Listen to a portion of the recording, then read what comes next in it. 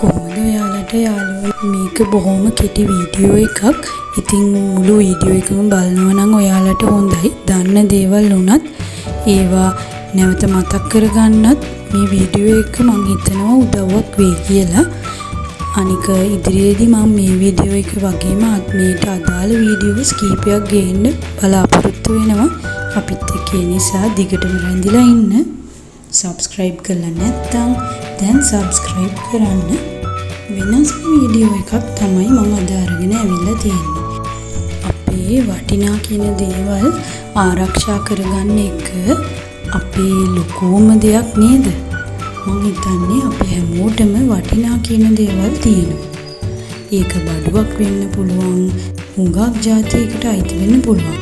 අද අපි කතා කරමු මොනවද අපි වටිනා දේවල් කියලා ආරක්ෂා කරගන්න පුළුවන් දේවල් විදිහට හඳුන්වන දේවල්. ආරක්ෂා කරන්න වටින දේවල් තියෙන මොනවද? කීපයයිනේ.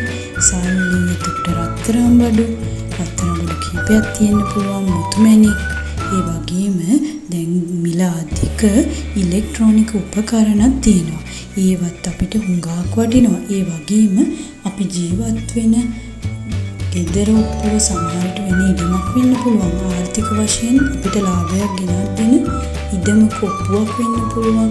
ඒ වගේ දේවලුත් අපිට ගොඩාක් වටිනවා.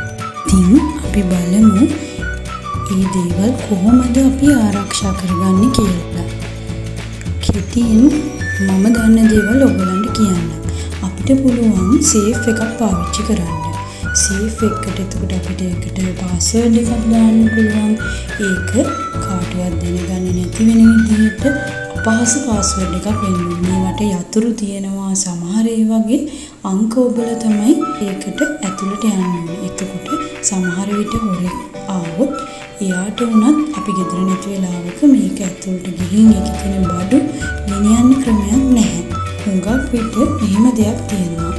ඔය සේෆ් එකක් පාවිච්චි කිරීමේදී අපිට මිල මුදල්, එතකොට ඒ වගේම අපේ තියෙන රත්තරන් බඩු, පුංචි ඔප්පුවක් වගේ දෙයක් නම් මේක ඇතුළේ සංගවලා තියාගන්න පුළුවන්.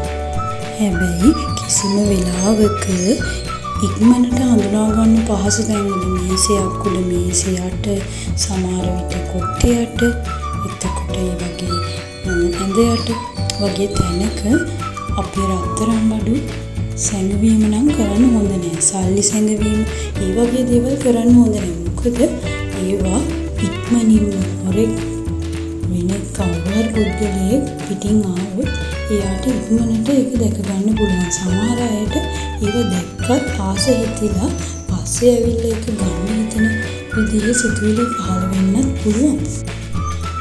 සමහර අයගේ ගෙවල් වල දැනටමත් ඇති සිකියුරිටි කැමරාස් හයි කරගන්න පුළුවන්. ඒකෙන් අපි පිටතට ගිහපු වෙලාවක වුණත් අපිට බලා ගන්න පුළුවන් කවුරු හරි අපේ ගෙට ඇතුල් වෙනවද. එතකොට ඒවට හානියක් සිදු නොවන තාක් අපිට බලා ගන්න පුළුවන්. පිටින් එන කෙනෙක් ගේට්ටුව අසල රැඳිලා ඉන්නවා නම්, අපේ තාප්පේ අසල ඉන්නවා නම් ඒක සිකියුරිටි කැමරා එකකින් ඇත්තටම පිටතට දාන්න පුළුවන්. සිකියුරිටි කැමරාස් ගේ ඇතුළට දාන්න පුළුවන්.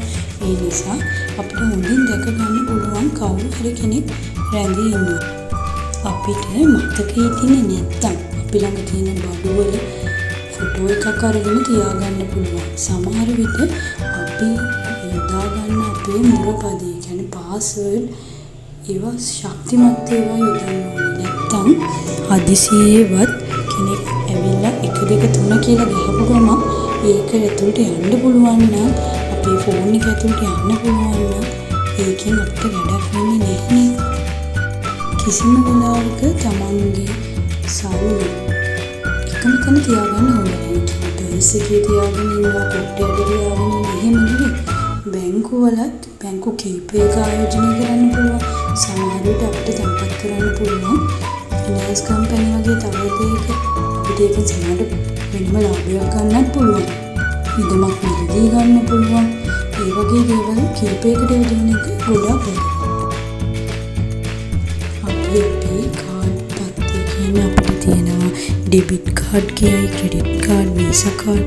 ඒක ඔක්කොම ගොඩාක් ආරක්ෂිතව තියාගන්න ඕනේ. වගේ දාලා තියෙන පාස්වර්ඩ් වෙන අයට අහු වෙන්න ලියලා තියන්න එහෙම හොඳ නැහැ. පරිස්සමෙන් පාවිච්චි කරන්න ඕනේ. නැත්තම් ගොඩාක් වෙලාවට වෙන කෙනෙක්ගේ අතටපත් වෙලා හරියට අපහසුතාවයටපත් වෙන්න පුළුවන්.